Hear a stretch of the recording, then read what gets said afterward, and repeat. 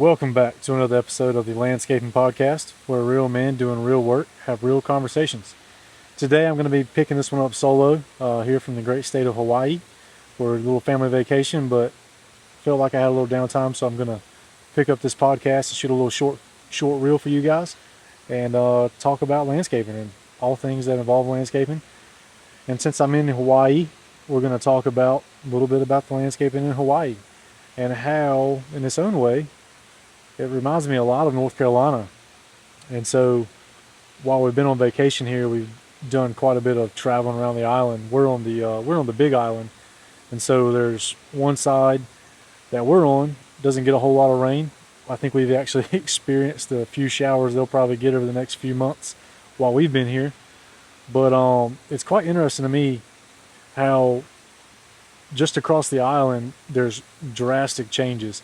The side we're on is relatively flat or hilly, but it's not a whole lot of mountains on this side. And then yesterday we did a lot of traveling and we drove all the way to the other side to where there was just really, really steep cliffs running right into the ocean, a lot of mountainsides, a lot of different landscaping trees and shrubs that I saw over there that I'm not seeing here. And so it's just really interesting to me how drastic it is from one side of the island to the other. The other side of the island gets a ton of rain. This side doesn't, and so that's really interesting to me. And the thing that I like about it is, back home where we're at in rural North Carolina, Beaufort County to be exact, we've got a river system there that really splits our weather. And so sometimes if you're on the south side of the river, you may be experiencing rain. Jump to the north side of the river, you don't get any rain. And so it's really unique as to how that works and how mountains and streams and water sources play effect in the environment and how our weather, relates around that. And so what does that have to do with landscaping? Well, it has everything to do with landscaping because you have to understand those microclimates in order to design a landscape. So, for example, here in Hawaii at the resort we're at, they don't get a lot of rain on this side. And so as I'm walking around, I'm seeing a ton of irrigation. The whole lot's not buried real deep in the ground out here because they don't have to worry about freezing. At least not here, at this level. When you get to the summit, then they've got some snow. Matter of fact, there's snow on the summit today. So it's pretty interesting. But their irrigation is crucial for them to have their plants living here. They're also making sure they're picking, native plants that are drought tolerant, plants that are going to survive here and not struggle. And so even back home, we have to do that in our climates. If you're on the north side of a house, you're worried about north wind, we're worried about the shade. So it's a lot of the same things from North Carolina all the way to Hawaii that are the same that you have to think about and design a landscape. And I just think that's awesome that, and no matter what state you're in, no matter what region you're in, there's all the same things you have to think about, regardless of the fact that you're going to be installing different plants. It's the same problems. It's microclimates, it's rain, it's too much sun, it's wind, it's salt water. It's all that kind of environmental relations that you have to worry about and figure about to put the perfect plan together to create a beautiful landscape that's aesthetically pleasing, that is functional, that allows for the space you're in. And if you're watching on YouTube, you'll see right here where I'm sitting is a place in the resort where they've got a beautiful waterfall right here behind me. That's a perfect cascade of sound and ambiance. They've got this beautiful artificial turf area because we're actually in a courtyard, and so they designed it to where they don't have to bring these mowers in. They have limited maintenance. The only maintenance they really have is trimming the shrubs that are behind me, and you can't see it because they've done a beautiful job of hiding it, but there's actually doorways in the walls behind the landscape where the workers can get in and out without someone seeing them come through the lobby here. And so that's beautifully done, beautifully designed, and I like to see landscapes that are designed that way. It makes me want to come home and design things, in our own landscapes where we're at, similar to the way this is. It's wonderful to travel around and see other experts, in the industry that are designing things for functionality as well as aesthetics. And so one thing that here in Hawaii that I've loved is seeing, one, the drastic changes in the environment from one side of the island to the other. However, I'm a huge fan of waterfalls. And so yesterday we saw the rainbow waterfall We driving around that part of the island, we saw tons of waterfalls on our travels, across little bridges and over valleys and crevices. And so I'm excited to get back home because I want to start designing some landscapes that have these water features in them. Previously in our company, we used to do a lot of water ponds from aquascapes, and we would design these elegant streams with multi-tiered waterfalls and water features in them. And so I'm excited to get back and take kind of what I've seen here and incorporate some of that into our landscaping in North Carolina. And so that's something that is fascinating to me, is water. And I think that all landscapers should, if they've got the opportunity, to add some water features into their landscape. It's peaceful, it's beauty, it's low maintenance. It gives you a three-dimensional aspect to your landscape that most people don't have. So it's something a little different.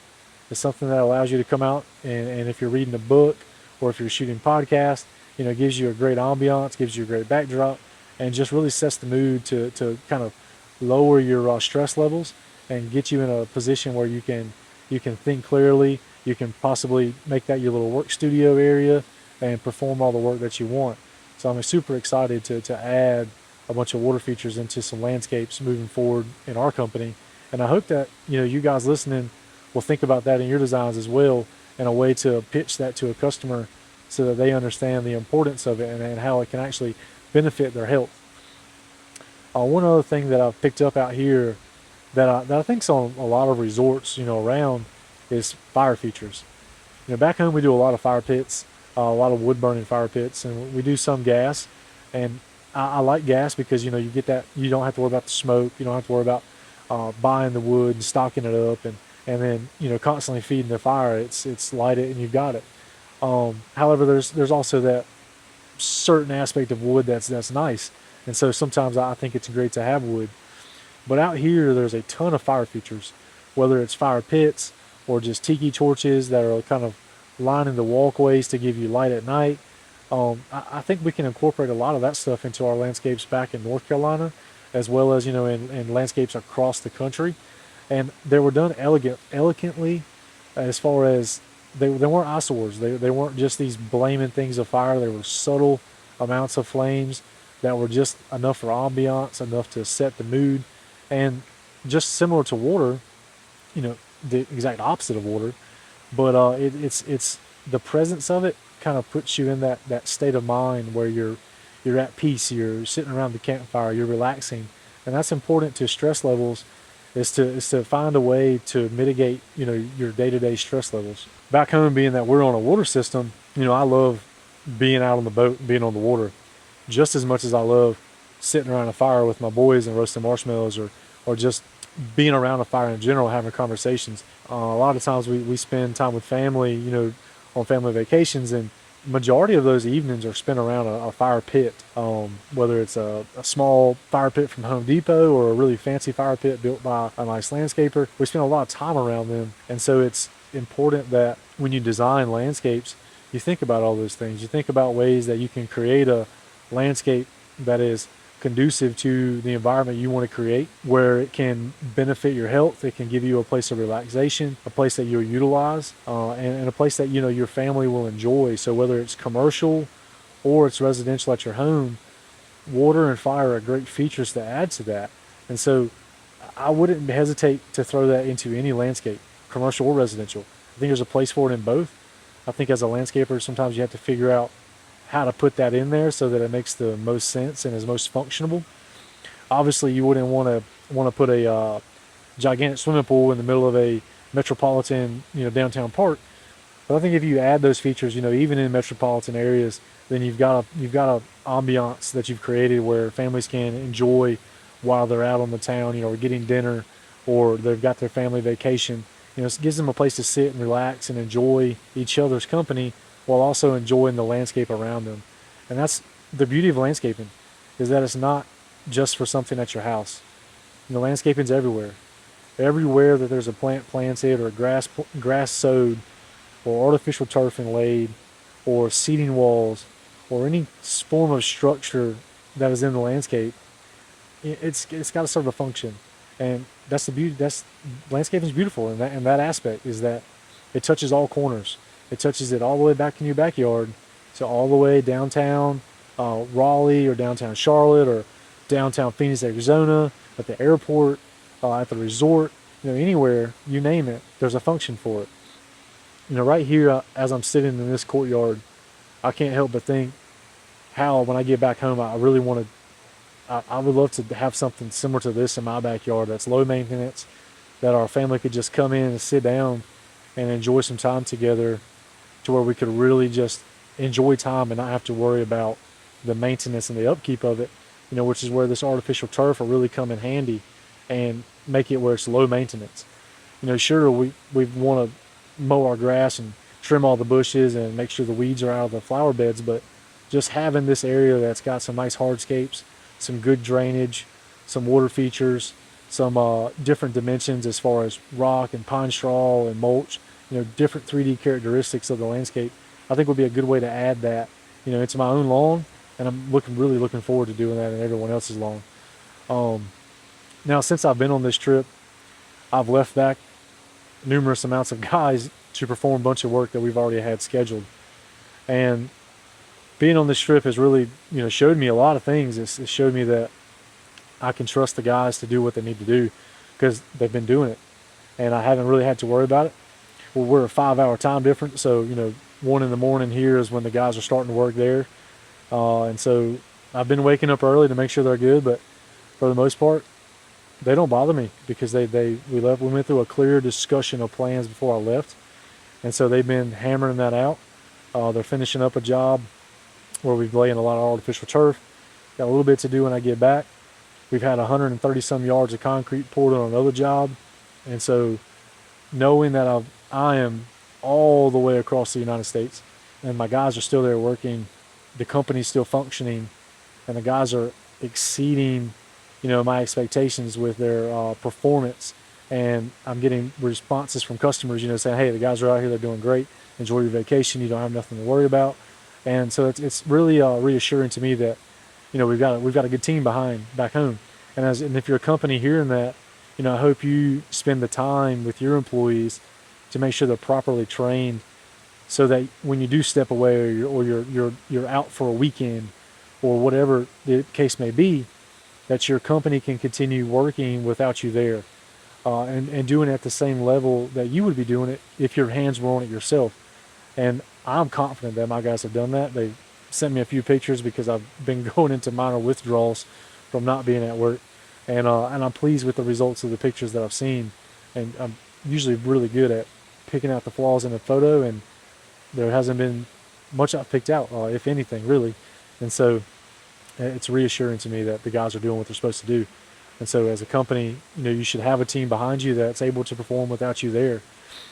And I like to think of this kind of as football, because Super Bowl just came through, and I hope you caught our advertisement we had in the Super Bowl commercials for our local WITN network, where we had the podcast advertisement where it talked about real men doing real work, having real conversations. But it's about the podcast. But back to football. The coach, he knows how to play, he knows the sport, but it's his guys that do go out there and perform the plays, that do the routines, that run the routes, that see the problems as they're coming and shift and maneuver to get that touchdown.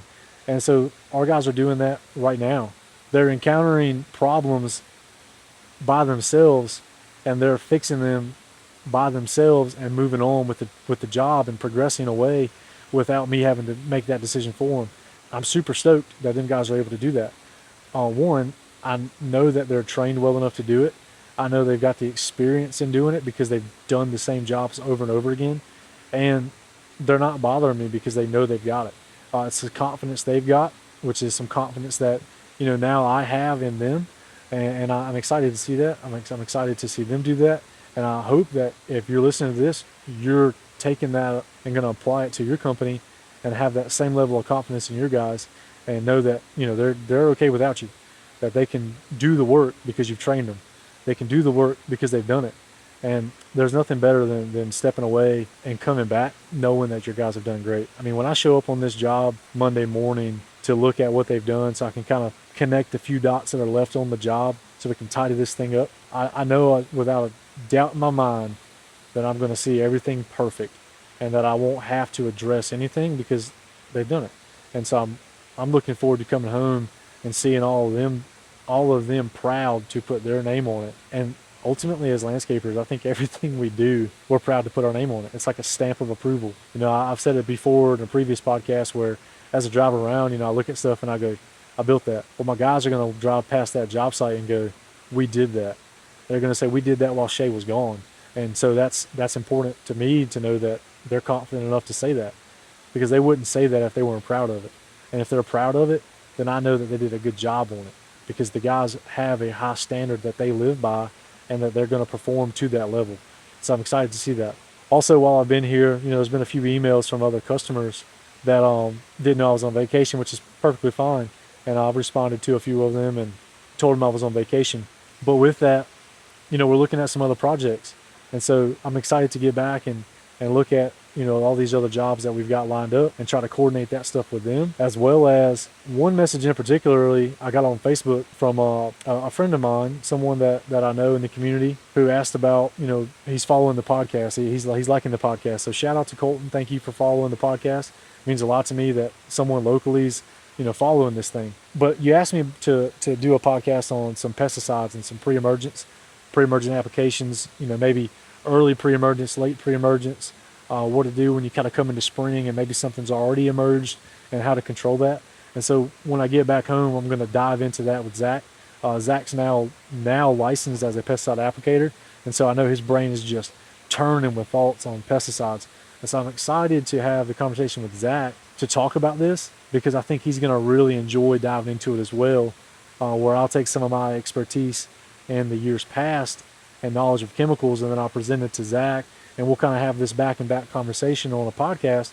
And I think we'll answer all the conversations that, you know, we'll give you all the answers that you want, Colton, on late season, early season pre-emergence, and kind of what to do if you've got some problems on your lawn. It's February now. It's right here around Valentine's Day. And so, you know, it's time for pre-emergence right now. And so we're going to be jumping into that. We're going to talk about pre-emergence. We're going to talk about the pesticide applications and really dive into what to do to set your lawn up for the spring, for the summer, and kind of get you a year-long plan of how to, you know, maintain your lawn throughout the year, so that when fall comes back around, you know, you can put your lawn to sleep, you can put your plants to sleep and let them kind of winter through, so that in the spring they're good to go again.